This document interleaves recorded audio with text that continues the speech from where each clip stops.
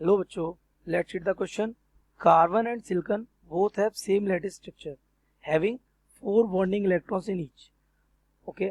However, carbon is insulator whereas silicon is intrinsic semiconductor. This is because आपको बताना है कि कार्बन और सिलिकॉन दोनों ही की वैलेंसी कितनी है 4. दोनों की लैटिस स्ट्रक्चर कैसी होती है सेम. स्टिल सिलिकॉन सेमीकंडक्टर और कार्बन इंसुलेटर. ऐसा क्यों? So let's see the key concept of this question. आपको नीचे चारों ऑप्शन में क्या गिवन है रीजन, तो मैं आपको बताता हूँ रीजंस क्या है. The key concept of this question, carbon and silicon both are of same group. Periodic table में किसके हैं? सेम ग्रुप के एलिमेंट है. और ये एलिमेंट ग्रुप कौन सा है? 14th. No problem. अगर हम कार्बन की बात करें तो कार्बन का हमारा एटॉमिक नंबर कितना होता है बेटा? 6. और अगर हम सिलिकॉन की बात करें तो सिलिकॉन का हमारा एटॉमिक नंबर होता है कितना? 14.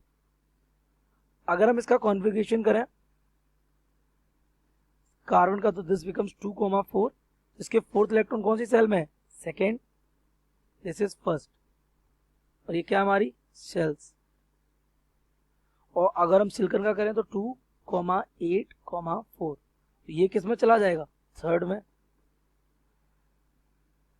तो हम यहाँ कह सकते हैं क्या कि कार्बन के जो 4 इलेक्ट्रॉन्स होते हैं वो सेकेंड सेल में है और सिलिकॉन के जो 4 इलेक्ट्रॉन्स होते हैं वो थर्ड सेल में. इससे हो क्या जाएगा? तो हम इसकी स्ट्रक्चर बनाएं तो we can see for carbon this is the nucleus, this is the first cell and this is the second cell. And for silicon, this is the nucleus, first cell, second cell and this becomes the third cell. इसके वो 4 electrons कहाँ होंगे? Second cell में 1, 2, 3, 4. और इसके वो 4 electrons कहाँ होंगे? थर्ड सेल में 2, 3, 4. होगा क्या? एक्चुअली ये जो डिस्टेंस है ये वाली न्यूक्लियस और इलेक्ट्रॉन के बीच की, और ये जो डिस्टेंस है न्यूक्लियस और इलेक्ट्रॉन के बीच की, हम मान लेते हैं ये डिस्टेंस हमारी कार्बन में मान ली अपने डी है और सिलिकॉन में हम मानेंगे डी एस आई है. तो हमें साफ दिख रहा है D S I is greater than D C. Carbon में सिलिकॉन में डिस्टेंस कैसी है? ज्यादा. तो electron can easily be free in silicon than carbon. तो इस वजह से हमारा सिलिकॉन क्या होता है?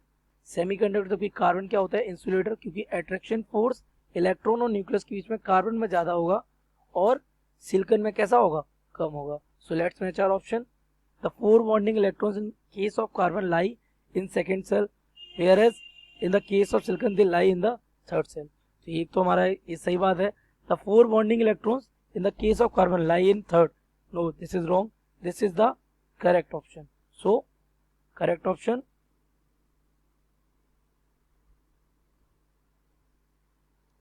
first. I hope you have understood it well. Best of luck.